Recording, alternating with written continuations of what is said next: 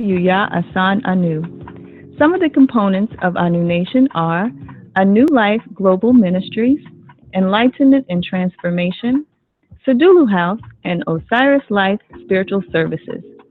SaduluHouse.com is the school component of Anu Nation, where spiritual empowerment through education and training is emphasized.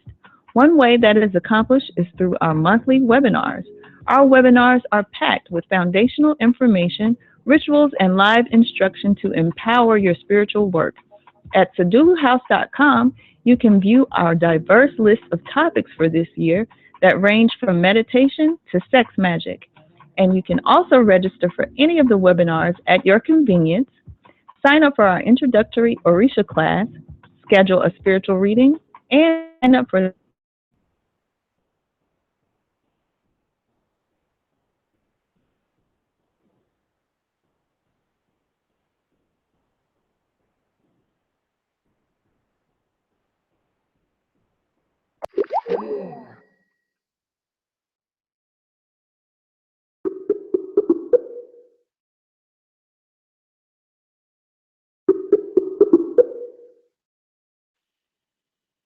Since it appears you're calling back in.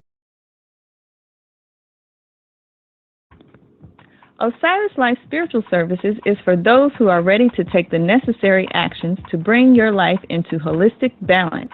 Here we offer consistent monthly one-on-one coaching, solutions that are tailored just for you, practical hands-on self-development techniques that will accompany your monthly readings, and customized practical strategies designed for you that guarantee positive results.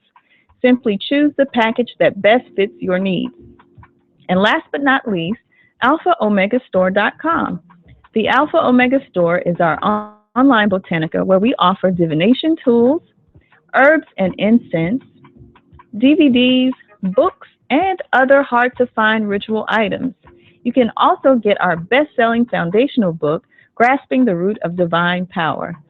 Other great works from Anu Nation are Shrine and Altar, Solutions for Dysfunctional Family Relationships, and Natural Hair for Young Women. All great books to assist you on your journey. To find out more on how to get involved with Anu Nation, visit our websites and YouTube channels and be sure to sign up for our monthly newsletter. Peace, peace. Good day, everyone, and a great midday for all of you who are traversing through your day. This is Chief Yuya, and you're listening to Community. And I think I called it the Oneness at One or something. But anyway, you're listening to Enlightenment and Transformation ultimately. And I want to welcome you all into this experience and, of course, into this information that we like to share in these segments. I trust that many of you have been able to plug in and key in to some of the subjects and things that we have been looking at and working on over the past couple of strongs, and certainly have hopefully checked out Chief Speaks, which is always like the pivot moment of every segment, you know, of every strong segment. So the Sundays are almost like a reset when we get to do the Chief Speaks. But in any event, I'm going to give you all the call-in number real quick. Those of you who want to listen via phone, if you're having some audio problems on the YouTube side or whatever, you can call in at 515-605-9862. Again, that's 515-605-9862. And I'm going to put it out there right now, and I'll probably reiterate it because, as I often mention, 20 minutes into the show is usually when everyone gets here, you know. If you have a responsible question to ask, go ahead and ask it. If you have a question based off of your own immediate personal need, with a total disregard for the energy and the flow and the movement of what's currently going on, don't ask it because you're probably going to get embarrassed. All right. So I know that means when I'm on the air that a lot of people don't call in as much. Maybe you feel like there's more rules, but that's perfectly fine. If you call in and I answer your question, it's for your benefit. It's not for mine. Remember, it's your question. So, and it takes effort for me to answer it. So I get to save my energy and all that other good stuff. But we're on a particular track, and I understand that people, you have your own personal needs and desires in terms of your learning and the work that you're doing. And for that, we have things like spiritual consultations that you can get, or just life coaching that you can get. Uh, don't always try to steal every opportunity, and be sensitive to those who are around you. Now, I know I've not spoken about this in this much detail ever before. I usually just kind of gloss over a joke about it. But in light of where we are in terms of this solstice season, I've decided to take a much more responsible approach to that phenomenon, because there are people who are really, really, really, really, really trying to learn their way um, out of their melee. And as an instructor, a lot of times the path to give them, and sometimes people think the angle of their question is the most important thing. Well, just tell me this. I had that experience with someone recently. I was helping him with something, or I'm still helping him, but I slowed up because he turned me off a little bit. But I was helping him with something that he knows nothing about. And I said, okay, well, you're taking on a big task here, so let me really explain to you what's entailed. And midstream, while I was trying to explain, he said, all right, look, that's too much. Just tell me, all right, this is what I want to, just tell me this. And I kind of just got quiet and said, listen, it doesn't work that way. You can't just jump in on certain things. You got to know the context and how to do it properly. If not, just do it the wrong way. But don't ask me to give you the wrong way to do something, because that's not me. He's known me for over 20 years. So I'm saying, I don't operate like that. So I slowed up, and then from there just ignored texts and phone calls, and so I'll get back to him whenever I feel like it now, because you annoyed me and you wasted my time and I'm turned off. So I'm going to take a more stern approach. I think not just in these shows, but probably everywhere, again, based on some of the readings that have come forth. When you do a reading, never go against the reading. It's not a good idea. So based on some of the things that have come forth and whatnot, like I said, feel free to call in, but be responsible. Think before you open your mouth. Don't call in to work out your thoughts out loud. All right. That's just, I'm not the one. I'm just going to put it like that. I'm not the one. You should know not to do that, but some of us, we don't really have good home training. So don't do that. All right. I'm going to get to some of the questions. Right. Well, just two of them, really. If you all might remember, I did offer an opportunity for questions to be asked about Sunday's show, because I know that it may have been kind of a new subject for people listening, dealing with the wheel of life, the wheel of fortune, the whole Buddhist mindset. So, and I think Sunday was a show we had a lot of tech issues. So I was talking pretty fast on purpose, trying to hit my time mark, because I had lost maybe about 10 to 15 minutes, maybe about 10 minutes. Maybe I might be exaggerating, but I lost about 10 minutes in technical faux pas. So I was speaking faster than normal. But so there were a couple of questions that came in that I'm going to acknowledge. First one was from, I think it was the first one, might have been the second one, I don't know. But from Sister Marva Van Newton. She's a pretty consistent listener. She tunes in a lot as of late, and she says, "Greetings, Chief. No, I'm sorry, great lectures, Chief. I want to take this opportunity to ask you kindly if you can break down the moon rabbit on the wheel. I understand the significance of the snake, the boar, and rooster. My reason for asking: Saturday night, I had this dream and was asked, where are the chickens and the moon rabbit? My answer was, the people stole it all. He said, I see the cherry tree is blossoming. I went to YouTube to research the moon rabbit. They give a story of the Buddha changing into this hare and sacrifice himself for a hungry person. They say that the rabbit represents compassion and the moon wisdom. So I am thinking that this is what I have to bring back in my life by sacrificing the things that is making me suffer in so many ways, and get to the things that will bring about change in my life, and change in me will bring change in my family. Thank you for broadening this for me and others who may not have had this kind of experience and knowledge. Thank you, Chief. Okay, so I know that was a long question, so I'll go back to the first part of the question, to kind of remind you all of what she was actually asking. She asked, I want to tell her, if you can break down the moon rabbit on the wheel. And then she went on to understand, to break down, the part she understood. She said, I understand the boar, the snake, and the rooster. And then she said her reason was because of a dream that she had. Now, I'm not going to answer this question, Sister Marva.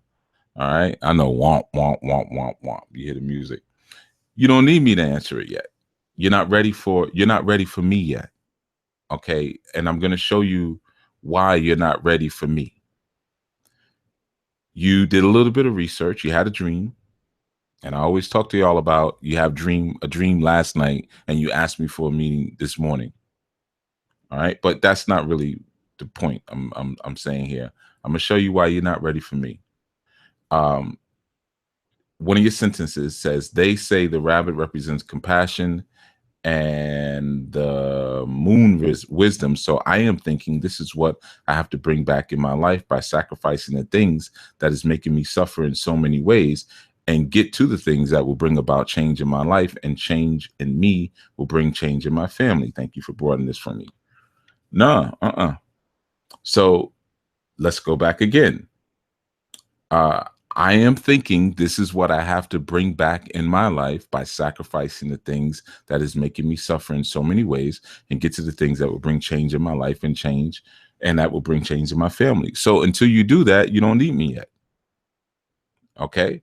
So if you have a thought, if you have an inspired thought based on your research, and that inspired thought is compelling you to some type of inspired action, then why would you ask me? You don't need anything from me yet.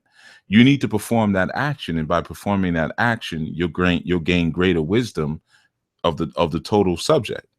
You see, so I guarantee you, more information from me is just an outreach to paralyze yourself.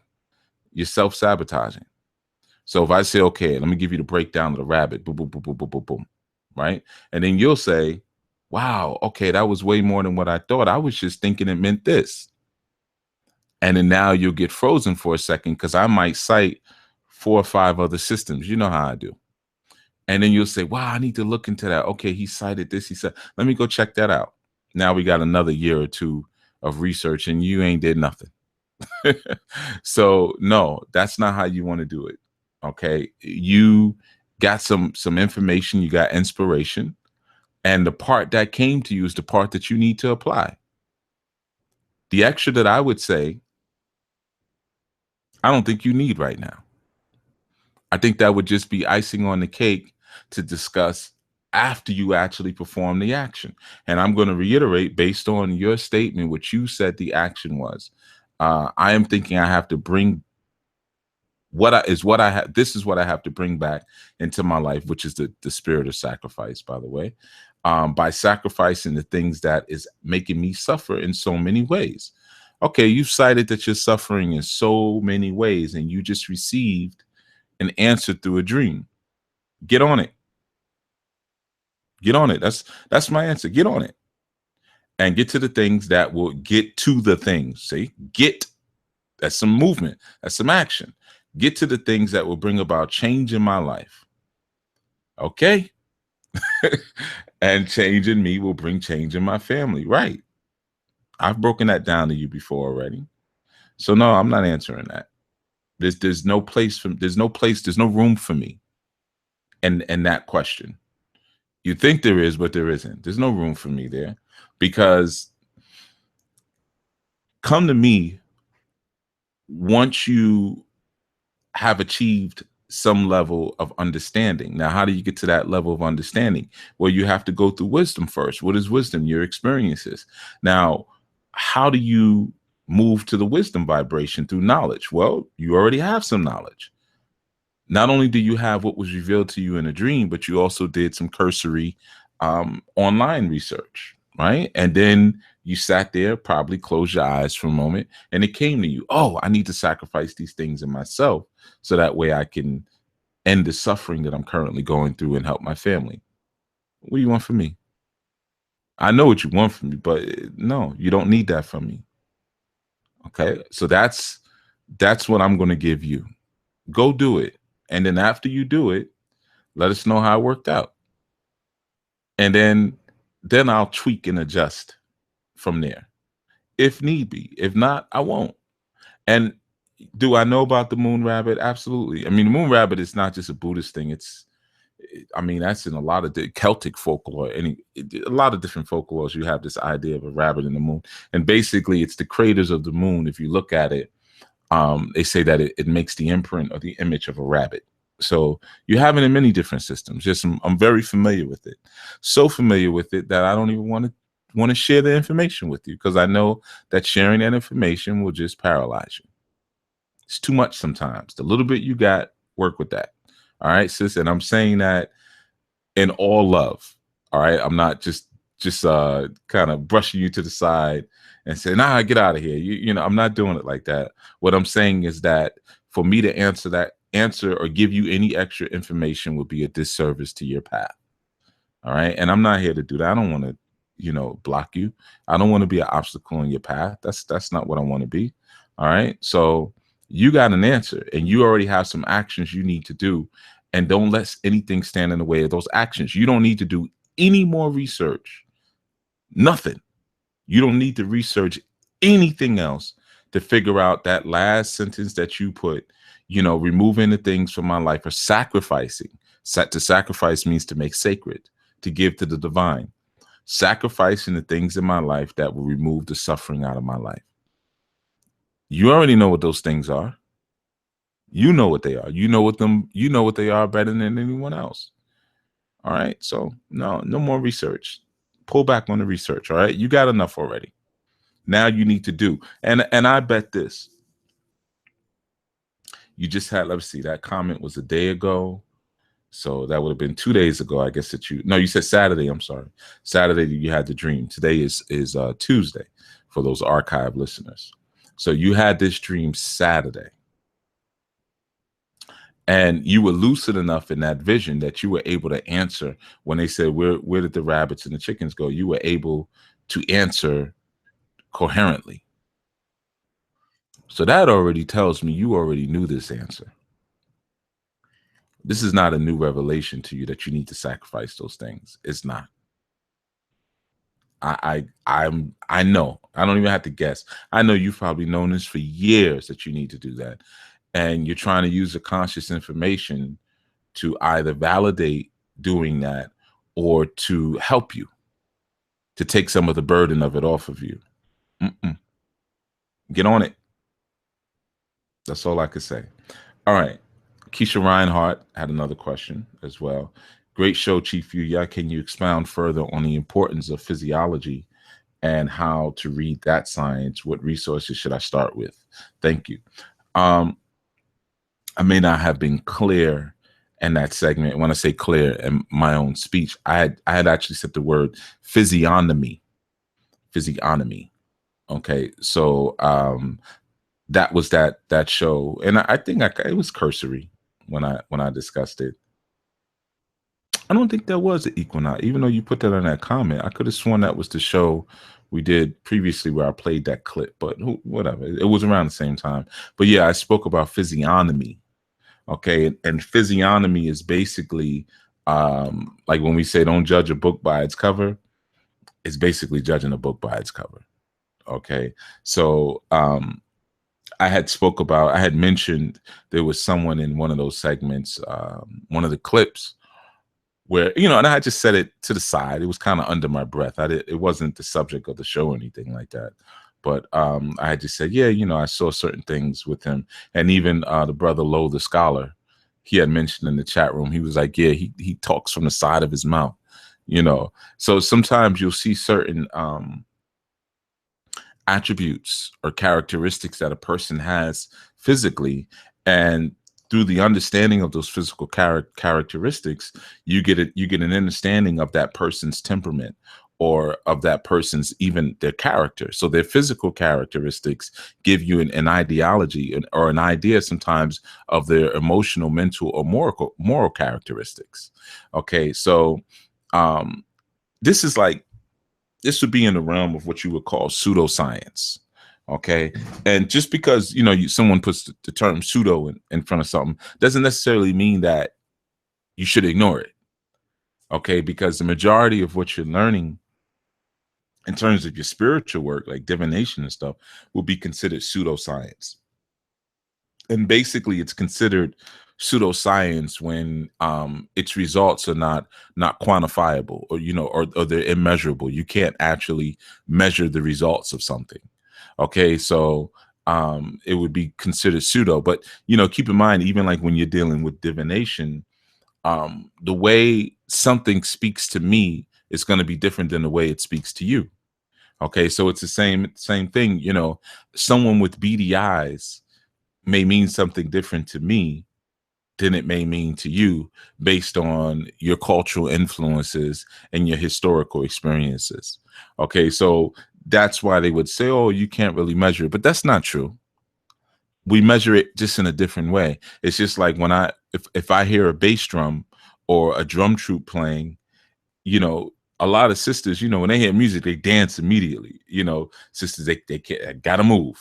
That's how they measure the value of that. Whereas me, I might just tune in because I'm enjoying it, but I don't necessarily want to dance, but I want to enjoy the drum orchestra. Okay, so it wouldn't give you the same cookie cutter response, but it definitely, the vibration of it means something. So again, with physiognomy, if you do some study on it, it will basically probably, I'm guessing most of your study is going to take you back to Aristotle. It's going to take you back to the Grecian scholars, which of course, is always, the Greeks were farmers. So just to be clear, and not to say that farmers are not wise and intelligent people, but this whole historical superimposition that they've put over Greek culture, and I'm saying later Greek culture because original Greek culture was actually African, Black Greeks, quote unquote, if you want to use that term, but they were farmers. But so even though it may take you back again to the workings of like Aristotle, just understand that it goes back further than that. So don't immediately, I guess we would say, cancel it out if it takes you back to that space. But again, with physiognomy, which you're basically looking at a person's physical characteristics and or even sometimes their facial expressions to indicate different personality traits that they may have. And I think one of the things that I had mentioned in that segment, and I kind of mentioned it to the side and kept it moving, was like, oh yeah, this guy, and it was a thing where you could tell the guy was lying. I was like, yeah, he got crooked teeth. I knew he was lying, and I'm sure people with crooked teeth may take offense to that, but it is what it is. But just like, yeah, you meet sometimes people with sharp teeth. A lot of times you're dealing with greedy people, people who with narrow eyes. Sometimes they're a bit sneaky. We even look at that as a measure of intelligence, how widespread an individual's eyes are. If you got eyes like Brandy, or eyes like a cow, then we'll say, okay, this person's a bit more intelligent. Now, again, it's pseudoscience, so it's only measurable really on a personal level, kinda. But for me personally, no, it never lies. It's kind of like numerology. For many people, like they'll say, man, the numbers never lie. Numerology is always spot on for them. For me, physiognomy is always spot on. It's almost like I've spoken to sisters before, and they have this penance against dating short men. And a lot of times when I've asked them about that, well, what's the problem with dating short men? They say, oh, that they're usually mean, or they're kind of arrogant, or this or that, but they have this listing of issues that they have when it comes to dating men who are of societal, of a shorter stature. Now, hey, I don't know. I was speaking to one of my youth yesterday. It was kind of not yesterday, a couple of days ago. It was kind of funny, and he was actually speaking about another a friend of mine, and he was like, why is he always so what's the term to put? I'm trying to be delicate here, but he was just kind of saying that he had some funny, some weird quirks about him, right? And but then he was like, but then he kind of switches. He goes back to like this real stern type of demeanor, and I was like, yeah, he's overcompensating, basically, And I was saying he has a Napoleonic complex, and it was kind of funny what my youth said, because he's over 6 foot, my youth, and he was like, man, I'm glad, but he's young, he's a child, but he's just big overgrown, eating too much child. And he said, man, I'm glad I'll never have to worry about that. So it was just kind of funny to me, something so simple, or something so complex, how a child would just simplify it. But yeah, of course, if you're over 6 foot, you 6'1", 6'2", I guess you would never understand what it's like to be a man in a society. We're not in Guatemala, so we have different height standards, but here we're, I think the average height of a man, I think, is 5'8", 5'9", something like that.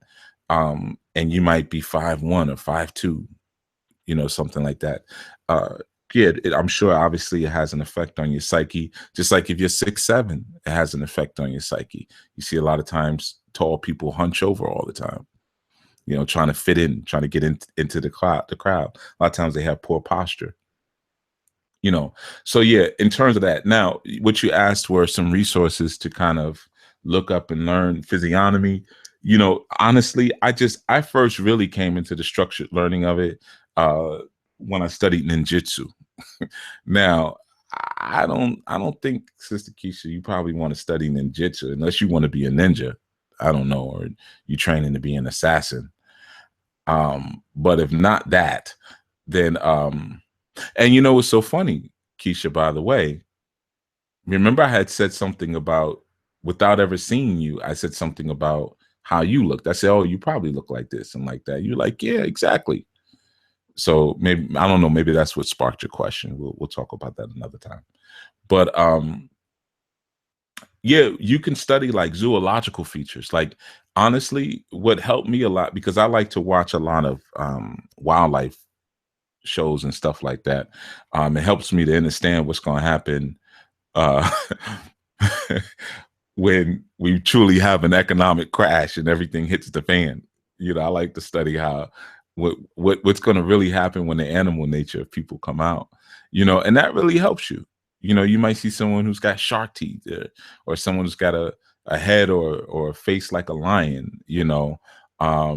Just study your animal features. Start there, and the different characteristics that are associated with different animals, because that's really what you're looking at.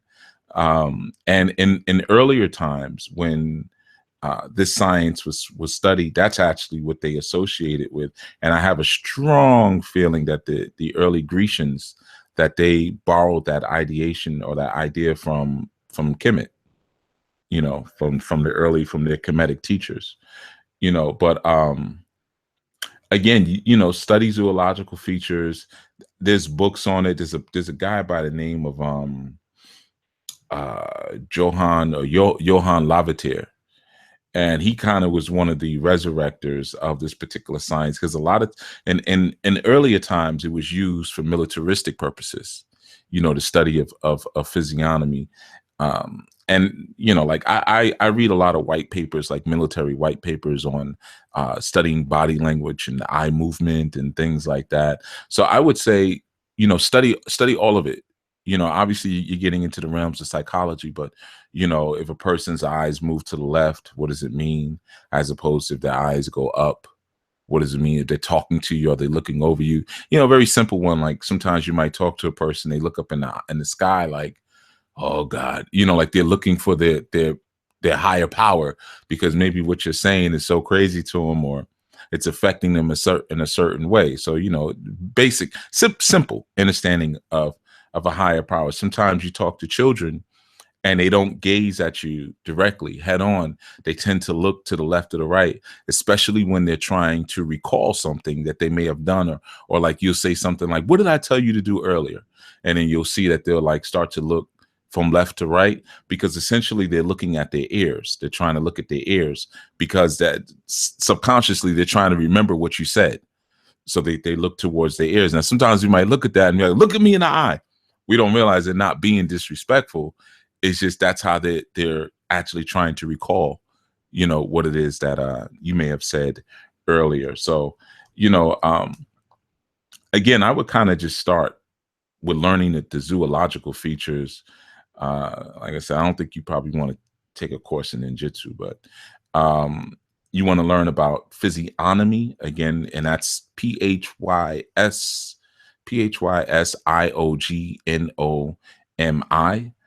Physiognomy. You want to learn about that, and you probably want to also learn about phrenology as well, which is a similar science as well. So those are both that you want to learn about that would help you. In terms of resources, I don't really know a definitive book or anything like that, because honestly, most of what I know about physiology, I've learned through observation and experience. When I see a certain thing always come through every time, I know, okay, and not that it's not that I want to put people in boxes like that, but if I see something, I kind of know, all right, well, look for this or look for that, and 9 times out of 10, there it is. Like I said, the physiognomy just seems to not lie. And phrenology is PHR. It's P spelled with a P, not with a F. PHRENOLOGY. Okay, so you can learn about that, and even the shape of somebody's head, tells a lot as well. Look at different cultures. I'm gonna tell you one thing that helps me a lot with it too. I look on a continent the way different people look, right? Because a lot of times it reveals a lot to you about their actual nature, but also it tells a lot about their story. Like, I like to look at height. So I'll look at like Maasai warriors. The men are very tall, and the women, but they're very tall, slim people, kind of oblong. It tells you one thing. It tells you also like the regions, like, okay, this is a flat area. They're walking a lot, so they're taller. And you might look at people who from the Andes, shorter, very short trunks, because they're climbing mountains all the time. So that reveals a certain thing. Now, what kind of mentality would I have if I look out every day and I see a vast plain, as opposed to what kind of mentality would I have if I look out every day and I see something taller than me, in terms of a mountain? Very similar to those who live in the city. You look out every time and you see something taller than you, but it's not a natural mountain. It's a man-made building, usually with somebody inside of it looking down on you. What does that do to your mentality? Do you start to even look different? Do you start to terraform and mutate based on your environment? Well, absolutely. Of course you do. There's no doubt about that. Okay. So yeah, I would say check those things. I'm gonna share something, and then I'm gonna go into a really quick thing. Right. I'm not gonna talk too much today. If you move among people, gain respect and trust through speaking openly and truthfully. Those who are trusted and speak truthfully will become leaders and masters of themselves. Those who master themselves enjoy a good name and are not maligned. They are in good health, and their faces turned towards their people. And they are praised without their knowing it. But those whose heart obeys base desires causes contempt rather than love. Their heart diminishes and their body dwindles. Those of great heart are the chosen of God, but those who obey base desires become the possession of the enemy. Okay, there was something I thought about a little bit earlier today. I was kind of reflecting on leadership, a little bit, and the immovable truth that's necessary when you're a leader who is not detracted from the actual mission, and you're sensitive to the survival needs of your people, and you're also sensitive to the thriving needs of your people. You know, those who you end up leading in. Like if you see in that passage, those who are trusted and speak truthfully will become leaders and masters of themselves. So you get a sense that being a master of self and being a leader are synonymous with one another, but not being able to master the lower nature is a sign of well, it's an easy opening.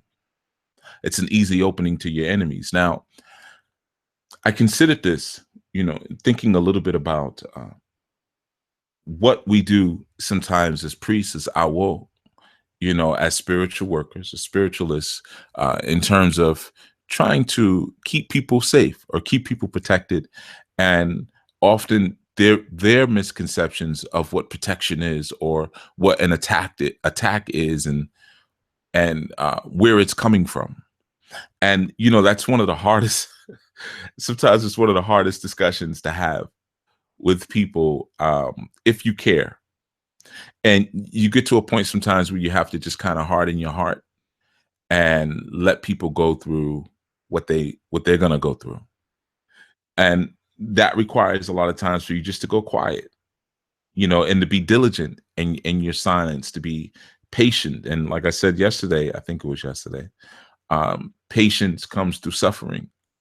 So you have to suffer through hearing sometimes things and witnessing the grievances of another's, while still hearing their petitions, but at the same time not responding, because you've already given the answer, you've already given the guidance, and you need them to come back to it.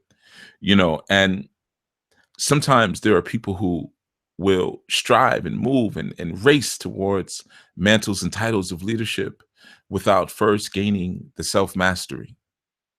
And especially if they get like a spiritual reading that tells them they're a great leader or they're going to be a great leader, it's very difficult for them to go through the actual process first. You see, it's very difficult for them to gain a sense of self-ownership and self-mastery of their lower selves in order to really fulfill that. Some people don't realize that when you get a reading for something, it doesn't necessarily share with you what exactly is going to happen. It shares with you the road that you're on. But you can get off that road. You can go do something else. When we lose the value of accountability in our lives, we kind of come into this space where it's like we're very dependent upon fate. All right. 1 second. 347. You're on. Oh, there's no sound. Peace. Greetings, Pieces. Chief. Greetings. Can you hear me? Somebody's saying there's no sound. I can hear you. There's just a delay. Oh, there's a delay. Okay. Is this just, you guys let me know in the chat room if there's sound on YouTube. Okay, if you can hear anything on YouTube, let me know if you can hear me. Somebody's saying they have no sound, but Blog Talk can hear me. All right. Were you calling to let me know that, sis, or did you have a piece to share? I have a piece to share. Okay. And I was bold enough to press 1 because I feel like I needed to. Okay. I wanted to share with you and with the Anu family some great news that has happened to me. I'm going to try my very best not to start crying or anything, but you're already crying. I know. This past 2 days, I reconnected with my mother. And I wanted to share that with her because I know that my relationship with her has been very public, and I've said many things in the past. And over the past couple of months, as everybody knows, I've been going through it, and I have to be accountable to set the record straight when it comes to my relationship with my mother. And I also wanted to share it because it was part of the medicine that you gave me in our last phone call. Mm-hmm. I've been very busy, trying to look for a feminine companion or a feminine energy and for sisterhood and all that. But what I really needed to do is reconnect with my matrilineal side of my family. I think those are the women that feed me in a way that I'm most familiar. Okay. And as soon as I reconnected with her, I felt whole again. And my heart is so happy, and I'm so happy to just have her in my life again, and in a healthy way. It's very healthy. The way things are going, it's going very, very well. And I had to come to all the women basically in the family and explain to them what happened, and in speaking to them, I realized how immature I've been, because the reason that I found through this equinox of bringing the dark out into my light, what I realized that when my father passed away, I became very angry, and I was looking for something or for someone to put the blame on, but myself, or just I just wanted an outlet, and being pregnant and going through all that, my mom was the easy target. And I took out my rage on her, and she was kind enough to understand that, to know who, she knows me, right, and she forgave me, and she's not angry at me. She just accepted me as soon as I called her. And I'm just very grateful. And I'm grateful to your teachings. I'm grateful for the community, because without Anu, I would not be here right now. And I just wanted to share that so that everybody knows that, I've been growing. Give thanks. Thank you for sharing that, sister. And you know what? I'm thankful for the maternal genius of your mother and the women in your family, because they don't listen to our new teachings. And it just goes to show you that there are things that supersede what you think your structure or your system is. Your mother had enough wherewithal inside of her to maintain, of course, her love for you, of course, but to maintain her desire to comprehend her child despite it all. And I don't know what their spiritual system is. I'm just going to assume it's not Anu, because I haven't seen them pop up anywhere. But, I'm thankful for your mother. What I did is that's a small thing, because if it wasn't me, you were going to get there anyway. But give thanks for your mother maintaining the openness and keeping her arms open all this time so that you could come back and have that testimony. That's a beautiful and wonderful thing. You got people crying over here in the chat room. Give thanks, sister. Give thanks. Yeah. All right. Thank you, Chief. That's all I want to say. Okay, for sure. Yeah, it takes heart. It takes heart. And Michelle is all heart. You guys probably know that by now, though, about Michelle. She's one of my favorites. I always cite her. She's solid. And like she said, I felt was a key point for a lot of you women. If you heard it, because I know how that goes. You hear what you want to hear. She was looking for that feminine guidance, or that, that feminine energy everywhere else but home. And yeah, her mother may not sit there and break down, this type of information to her. But like I said to Sister Marva, sometimes it's not what you need. You know, sometimes you already got that. You know, Michelle's a brainiac. Anybody that's ever spoken to her, she most books that I ever cite say, check out this book. She's already read it, you know, but she needed something else, something she couldn't get from women of her age group, of her peer group per se, I should say, and maybe even women outside of her culture or her ethnic culture, you know. So I'm just happy again, like I said, for I'm happy for her mother.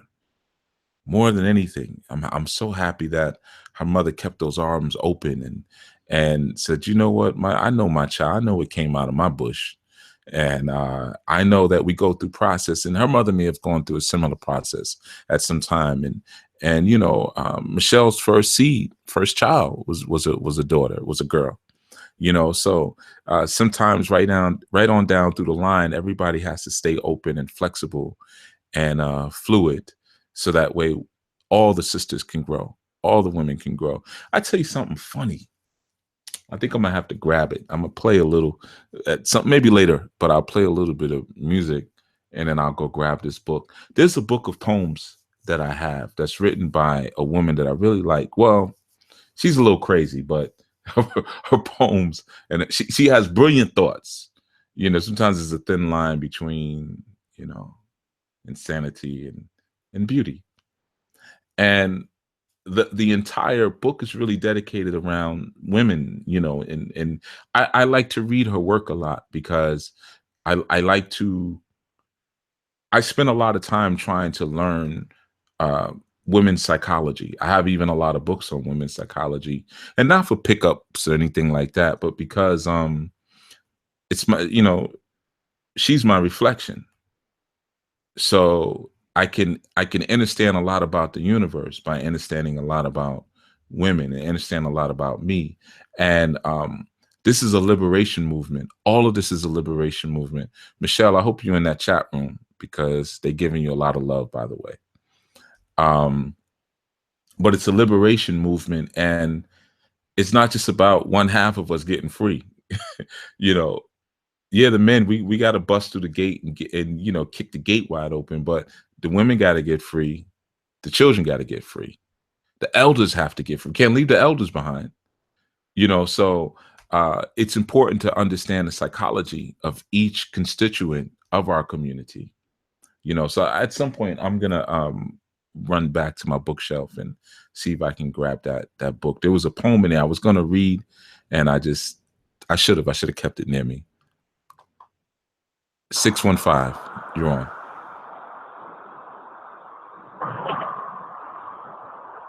Dietrich, 615. Hello? Yeah, peace, brother. We got you. Peace. Can you hear me, Chief? Yes, sir. We can hear you loud and clear. Am I in and out? Because you're in and out, Bubba. Oh, well, you're clear. Okay. Boy, Bubba. Hey, Akboato. Bawoni. I'm well. I just wanted to, you know, give thanks for the past, you know, the shows, and, you know, just give everybody a little encouragement that it's working. Just hold on through all the, you know, the challenges, you know, coming, because it's like the way I look at this equinox is like we getting born again, and like I've been paying attention to the classes, you know, in the unspiritual training. Like, don't just take it to pass it, take it to apply it. Because I was talking to one of my former instructors, and I asked him what was the difference between African students and African American students. And he said the difference between African students and African American students is African American students go to school to be somebody. Africans go to school to do something. So like when you taking the course, do it and apply it to your life, it's gonna change your life. I just wanted to give thanks for that, bro. Oh, give thanks, brother. That was very powerful teaching. Give thanks. Appreciate that. I'm listening. All right, cool. I'm just put you on mute. Yeah, you know, that equinox energy has you all and that good space. You know, I like when you all teach now. You may not know that, but I like when you all get into it.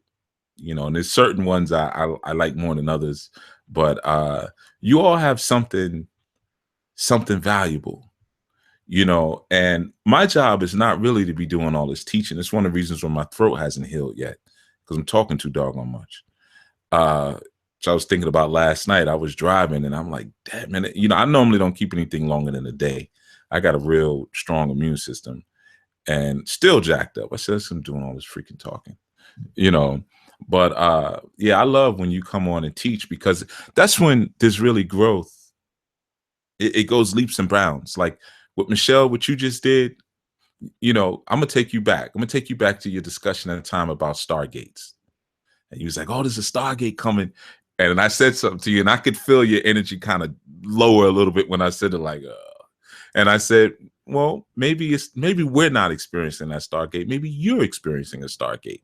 Don't negate the preciousness and the sacredness of your own experiences. You see? So you just opened up another gate. Trust me, because I know how people are. I know how they think. You know, they're gonna hear what you shared, and they're gonna feel convicted about even some of the experiences with their own parents, and you know, especially those who have transitioned. Because I'm gonna say this as well to you. You know, as far as with your mother and the women in your family, she's back in your life. Well, she never left your life, really. Honestly, it was just an orbit, just like a planet. You know, sometimes you got to go to the dark side of the moon for a little while before you come back around. But, you know, don't get attached to anything other than the growth and the beauty and the energy that you're able to share with one another, which is love. And remember, love is interdimensional. It's the only thing really that I've been able to discover so far, with the exception of the Ori, that can travel across dimensions. Okay, so, don't negate from that idea. Love is an essential component to your being. And when we purposely go out of our way to exclude ourselves from loving experiences or loving people, because we're thorny. I broke that down in another segment, that thorniness aspect. When we go out of our way to exclude ourselves from our experiences, we lose a lot of value of our ascension. Okay. Pedro, why'd you put a question mark in the thing? Can you not hear me? Let me know if you cannot hear me. All right. Oh, come on, Pedro. You just gonna keep putting X marks, exclamation mark, and question marks in the thing? Stop playing with the phone, brother. All right. So I thought he was doing that because he couldn't hear me. All right. I'm gonna keep it moving. And if there's a sound problem, y'all just let me know. All right. 864, you're on community. Greetings, Chief. I'm Peace, not brother. even. I'm not around a computer or nothing right now. I'm just on the call line. Oh, we got you in the chat room, brother. I think your woman may have taken your phone. Pedro Pond, I'm looking at it right here. We got you in the chat room. I don't know then. I'm gonna have to call and see, because I'm not even at home right now. Okay, well, you probably might have pressed the button without realizing it, because you put a question mark in there and then an upside down exclamation point. Probably just your finger pressed the button or something. No big deal. Yeah, I thought you had put that in there because maybe you couldn't hear me or something. Yeah, but it's all good. Oh no, I didn't. Like I say, I'm not around the computer, so I'm gonna have to call and see. Probably my little son might be on it. Yeah, that's what I was thinking. Or it might be the I feds. usually be on my tablet. Peace, everyone. This is Pedro's wife. Our baby girl hit the tablet. There we go. Mystery solved. I told you, this is probably a lady. Yeah. Okay, so that's what's going on. It's a family affair. That's all good. Yeah, that's all good. Yeah, it's a family affair. All right, give thanks, brother. Give thanks. No problem. All right, cool. Appreciate you, big. Oh, I'm sorry about that, Pedro. Appreciate you too, brother. Sorry about that. I jumped the gun. All right. Yeah, man. So that love aspect is key. And yeah, sis, you ain't got to explain shit. I'm having to use this tablet because his son is like, nah, you welcome. You can come in too. Sometimes it's just, in case you knew, there's audio issues, and they let me know in the chat room. So when I saw that question mark, I thought it was saying that they couldn't hear me. That's all. No big deal. Plug in, stay plugged in. I give preferential treatment to families. Everybody knows that. But we were speaking about the qualities or coming into that place of mastery, and a lot of times people don't realize that when you're unable to control the neurological cravings, desires, neurological actions that are based on your suffering from your lower half, it's very easy to control you. It's very easy for your enemies to ride on you. And a lot of times that comes, and that's why it was so significant. Sister Michelle called in and shared, because a lot of times that's caused as a result of us seeing the person as an individual consciousness more so than as a we definition.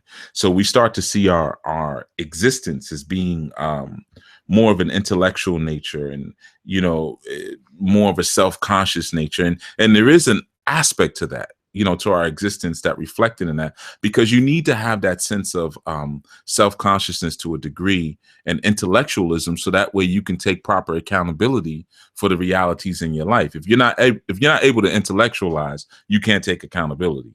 It's just not going to happen. You're just going to keep moving through like it's nothing. But the problem is, sometimes we don't realize that the actualization of our true power comes through a we mentality. So you have like different things going on. You got a lower half that realizes itself through intellectualism. You see, so if you look at, when I say lower half, below your middle meridian, which is where your belt is, your waistline, okay?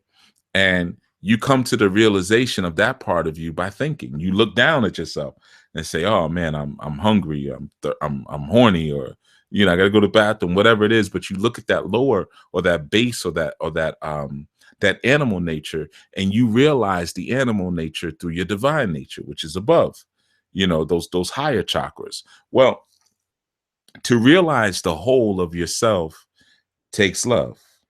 You see, because when you have that love, you start to get into an interplay between give and take, that reciprocal interplay that I spoke about Sunday. The days blur for me a lot, so it could have been Friday, but I think Sunday, that I spoke about reciprocity in terms of going into the equinox. I did the reading before the equinox, so I might have shared it earlier, but that whole energy of the give and take, which is how we really connect things, is what really brings us into that fullness of the we. So essentially, to be a fully actualized person, you have to learn to be a great lover. You see, being a lover and being actualized are synonymous with one another. And I mean, you can look at it from a very simplistic place. You could start there and, realize that, okay, well, a lot of times through your ecstasy, you're able to strip and release yourself of the clothing of your ego, which allows your naked trueness to come forth. So yeah, that kind of makes sense when I'm making love.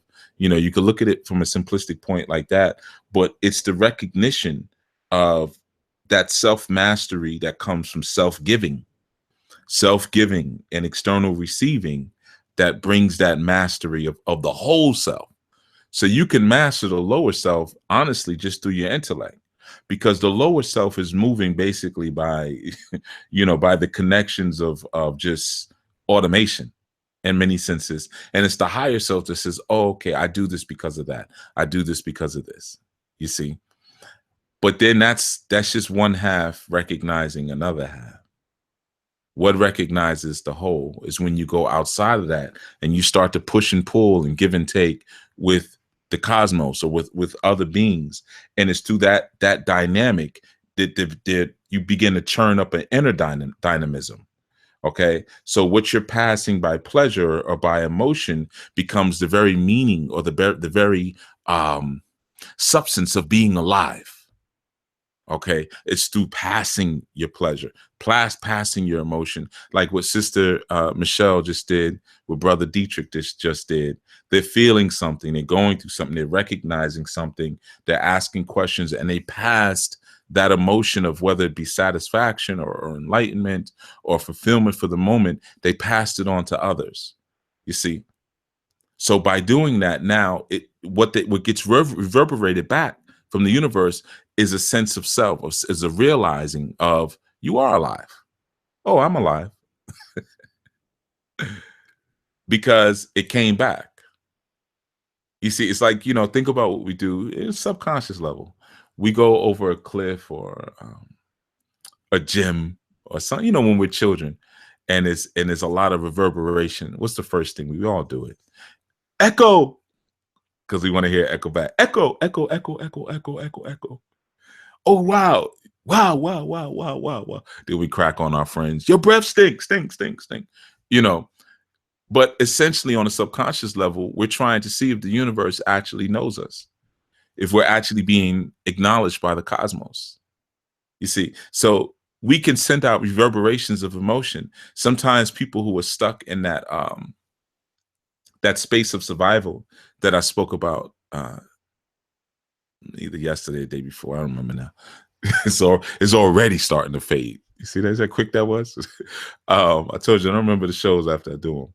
But when they're stuck in that mode of survival or of coping, they're almost afraid to really send out a true reverberation into the universe. So they send it out into people. You see, and then they kept, like I said, they stay in that contractive mode. Okay, so everything becomes subjective contractionism. It's always pulling in based on I feel I need to pull in. So even when they experience a certain thing, they don't even realize what they're experiencing. They don't get it. You see, so like, because many of you are open, you've been cracked open. Some of you have been cracked open by my hammer. Some of you have been cracked open by my pencil. Some of you were cracked open when you got here. You came here gaping and open and ready. What Brother Dietrich just shared, or what Sister Michelle might have just shared, it got right to you immediately. You see, you understood it. The moment didn't pass you by.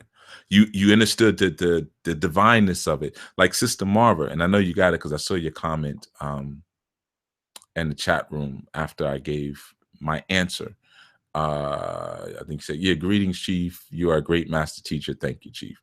Okay, I hope that means I didn't see anything about greetings, Chief. Thank you. I'm gonna go do that. I hope that meant that you're gonna go get on that work. But so again, the idea there is that sometimes we'll have those divine experiences, and I spoke about that before, where we pass ordinary objects and don't realize. I think we were talking about the Sister Leah show. We might just see as an ordinary sister on Facebook or whatever, and not realize that, wait a minute, there's a story here. There's something that will crack us open here, and it's sequential. Don't think that show didn't help Michelle, didn't bring her to that point, and don't think her revelation is not going to bring someone else to another point, because now we're all loving each other. We're all connected to each other. So we're all pulling and pushing from each other's energy in that sense. But a lot of times when you're stuck in that coping mode or that survival mode, the things that you ask for, you'll get. And because you're so contractive, you don't realize the preciousness of them. You see, it's like somebody who, let's say, for instance, you always wanted to go to a tropical place. You've never been to the tropics. You've only seen it in pictures, never been to an island, anything like that. And that's all you talk about for years. I'm going to go to the island, we'll go to the island, we'll go to the island. So you finally, finagle some things that happens. You're able to put your money together. You go to an island or you go to the Caribbean, whatever. And most people like that, when they come back, you're excited. You're giving them energy. How did it go? It wasn't everything I thought it was going to be. I need to go to another island. You see, because now you're stuck in that mode where you're so contractive, you can't even appreciate when the universe is reverberating back to you. You're saying echo and then walking away before the sound comes back. You see, because you're stuck in that cycle. You won't break free of that mode. Like what Sister Michelle just did on several levels, she broke free because Okay, there we go. Sister Marva. Yes, Chief, will do. I got it. Okay. I just wanted that confirmation. And plus, everybody saw that confirmation. Sister Marva Van Newton said, yes, Chief, will do. I got it. You see how I put it out there? I'm putting it on record. All right. Because I don't have time to monitor everybody, but you can monitor each other and encourage each other and help each other get to where you need to get to. I got other stuff to do. I got more books to write, things like that, and other cool stuff I'm doing. But in any event, like I said, a lot of times we miss the sacredness of those moments. Brother Dietrich kind of even shared some of that, where, some people from the continent, they want to do something. People from here, a lot of times, they want to be something. But, understand, because in this society, we live in a very materialistic society. So it's really all about what you have. At the end of the day, it's, how much money you got on your pocket and what are you wearing? That's pretty much it. So we pile ourselves up with labels and vehicles and different kind of homes. What's your zip code? And all of that becomes, it means something. And what's so crazy is that, again, like I said in another segment, we've been sold a bad bill of sales. And that's really the epitome of what I'm speaking about. Because once you get all of that, you're completely in that cycle. You realize, man, I ain't even happy. I got all of this. I'm not even happy. And it hasn't even been able to stave off all of the other issues in my life. I got $1 million, but people are still not giving me any respect. I'm driving a nice foreign car, but I still can't get any action from the females. I got this nice corporate job and I look good on paper, but, I can't seem to keep a friend longer than 2 months.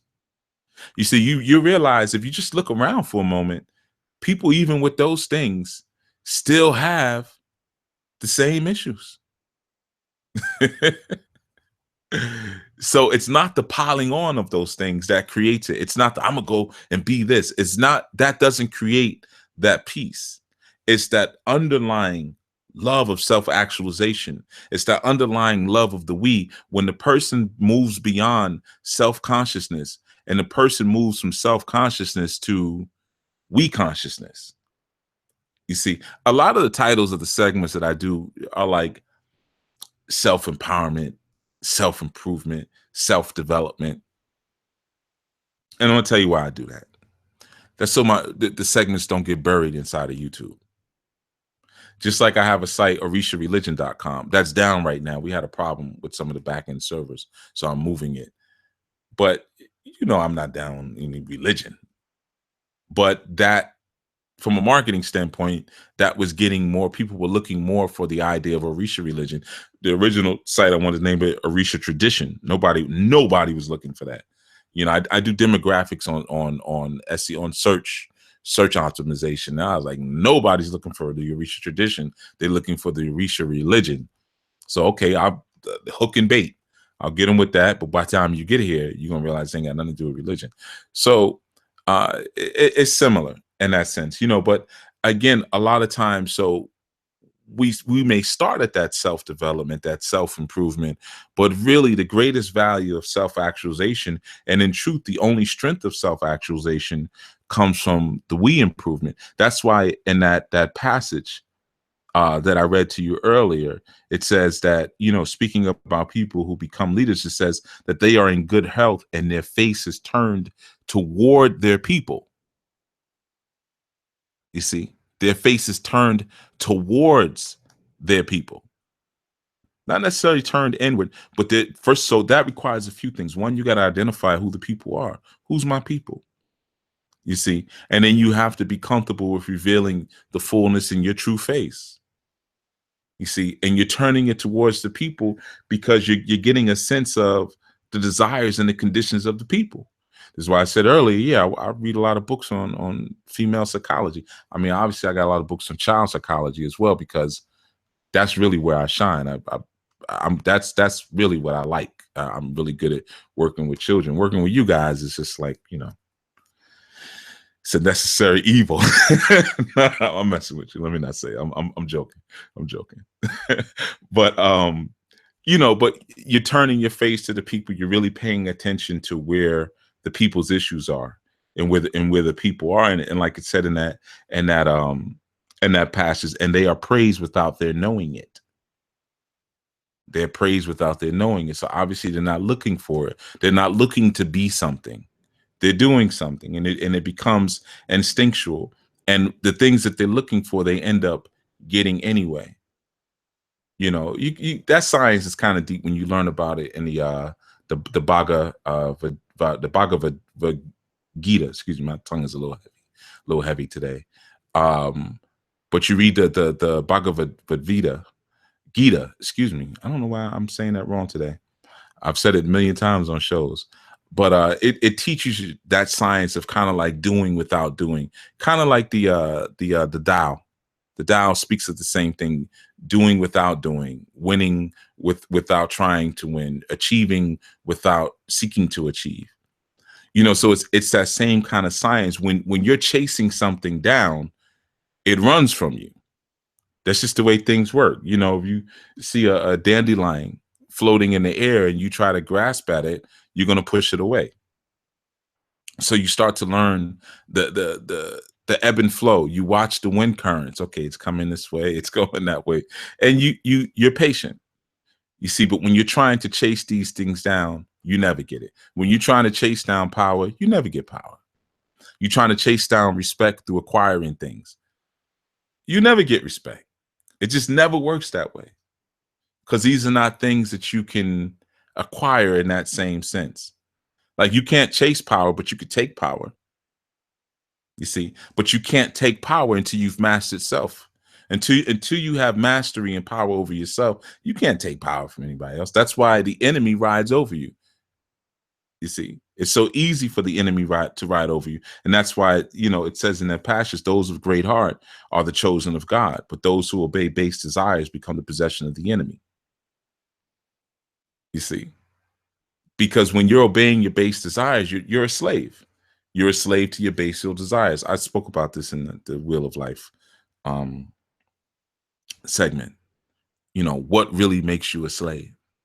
When you're trapped in those different quadrants, you might be trapped in the animal quadrant or the quadrant of the hungry ghost. So you become a slave to that reality. All right.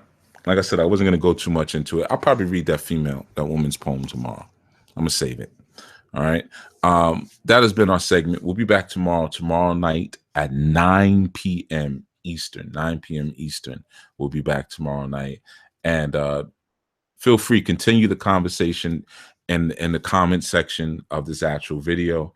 I will look at it, and any questions you post on it, I'll do the same thing like I did today. I'll go back, and like today, you may get an answer or you may not get an answer. I mean, you're always going to get an answer. You may not get the answer you want, but you're going to get an answer. Okay. Just understand that your question is not always the right question, even though sometimes you might think it is. But when you're in that place of need, you know, here, I give you a good little, oh man, I'll give you a good little example story of this. I know people are already clicking off, but before we go, something that happened some years back, but it was always so funny to me. I was at the school for a little while. I was anybody familiar with the Bronx? I was at what was that, Truman? Right, not Truman. I'm trying to remember the name of that school, but it was right across the street from Eden Wall Projects. All right. And we were over there, like going on your way to Boston Road. I'm trying to remember the name of that school. It's crazy. I can't remember it right now. But anyway, I was running an after-school program there, and this was the last day there. I was a director of the program, and I had different programs throughout New York City, and I used to go and check on different programs. So I had a good brother there working there, and there was this sister who worked with the younger student, like the kindergartners, who he would always see after school because she would help them get on the bus, and he had like a crush on her, right? And I had told him in the beginning of the year, I was like, listen, don't. You know, because these were my contractors. And I was like, listen, you might see sisters you like, whatever, leave them alone. You know, you wait to do it just like when you were a kid and you waited till the last day of school in the summer and you wrote that little, do you like me? Yes, no, maybe. I said, do that. But don't mess up my money, man. And I would always be real stern about that. You know, I'm sure they snuck and did their thing. But, you know, so this was like the last day of the program. I had to handle some business with the principal. And which I think was my money. They were late paying me. And sister was there. So I was like, yo, all right, listen, you know, go handle that. go do your thing. We were outside, and you know, I was like, listen, man, just, you know, because just, you know, talk to her, like, you know, listen to her, you know, don't try to overtalk her. Because he was coming from this space where he thought his G was so futuristic all the time. And I used to see him talk to women, say, man, you out talking women too much. Listen sometime. Listen to what she's saying to you. You know, like, try to have a conversation. Stop trying to, all that fast talk. You watching too much Pimps Up, Hoes Down. Like, she can't even understand what you're saying. So he goes over there. He's trying to stay calm. And I see him, she was holding the door for the younger students leaving, coming out of the building. So he helped her hold it. He's like, oh, I got that for you. So he helped her hold the door. So he's over there trying to kick it to her. I'm standing on the side by the fence and pretending like, you know, I'm doing like I'm not listening. And I just hear him blurt out, do you want to go to a hotel? No lie. I can't make this up. No lie. And he just blurts it out of nowhere. Do you want to go? And he's yelling because the buses were in the front, so it was loud. The children are yelling and everything, and he yells it like practically at the top of his lungs. Do you want to go to a hotel? You know, and she just kind of, I don't know, she kind of paused. You know, it was just a real weird moment, and he ended up just walking back over to me, and he was like, "Yo, man, you're not gonna believe what I said." Yeah, I am. I heard you. He was like, I couldn't. He was like, yo, she's just beautiful, man. I couldn't hold it. I said, yeah, see. So sometimes we have that issue when he had all that beast in his eyes. That was the problem. Too much beast.